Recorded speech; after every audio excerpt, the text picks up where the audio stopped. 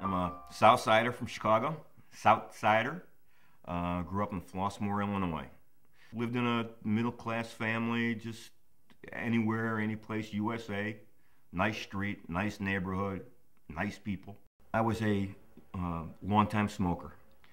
I had a couple small spots on my lungs. My wife and I both kind of assumed, and our nightmares came true, that it was lung cancer. My diagnosis is stage 4 metastatic lung carcinoma, non-small cell, meaning I'm terminally ill. There is no cure, it's inoperable. It's something I will live with for as long as I have left. I was having a cup of coffee and a cigarette, and my doctor called and he said, "You have a couple spots on your lungs." And I got off the phone with him and proceeded turning on Pavarotti and closed my eyes and I'm usually not very emotional when I talk about this, but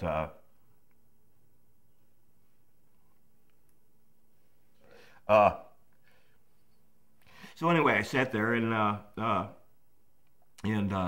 I guess reflected on it and shook it off. The first person I told was my wife. I'm a motivational speaker. I mean, I was going to PMA this thing right out of my body. Well, it doesn't happen that way, but it doesn't mean that you can't be positive either and be a positive influence, and I think I was on my family. I've been very successful in my life. There aren't too many wants left that I can say that I want. I have my wife, my kids, and the love of my family, and I mean, as goofy as that sounds, I mean, that's for real. My wife and I had a very philosophical conversation the other night. When I die, I'll be at peace and she'll be alone. That's horrible. We can be very instrumental in stopping the #1 premature cause of death in the United States by helping people quit smoking cigarettes. 8 million people a year will lose their lives prematurely because of cigarette smoking. Lung cancer is the #1 cause of cancer deaths in the United States. However, it is probably the least funded, researched cancer. It must be because of the smoking.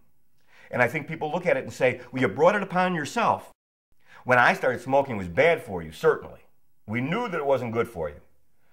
But there wasn't 4,000 chemicals in cigarettes at that time.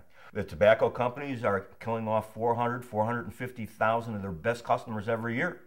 They got to do something to keep hooking the new ones. There are 3,600 children between the ages of 12 and 17 that start smoking every single day. Britney Spears, you see her in the tabloids, she's smoking. Little girls want to be like her, not thinking about the bad stuff, and they smoke. Our president smokes cigarettes, self-admittedly. Come on, Obama, quit with me, baby. Quit. Call me. Email me. I'll help you. Stats are 50% of the people that smoke will die from cigarettes. Why is our president smoking? 25% of all deaths on an annual basis in the United States are directly due to cigarette smoking. And we don't talk about it.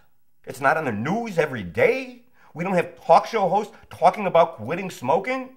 We've got the biggest loser on TV, but we don't have the biggest quitter. Let's think about this. If we found some new sickness, some new disease, and it was killing 450,000 people a year, you think we would talk about it? It's almost like we accept it. While I'm here, if I can help one person, 2 people, 100 people, 1,000 people, the more the merrier, great. But you know what? Let me help one person. Let me help one person get through their cancer diagnosis. Showing them that life doesn't end with a cancer diagnosis. Let me help one kid stop smoking. I'm no Randy Bausch, don't claim to be. I'm not putting together a lecture for my kids, although it was a beautiful thing that he did. But you want to know? Let this serve as let's start talking about it. Let this be the beginning point. Certainly won't be the end. I don't want to die yet. So let this be my purpose. Let it be my cause.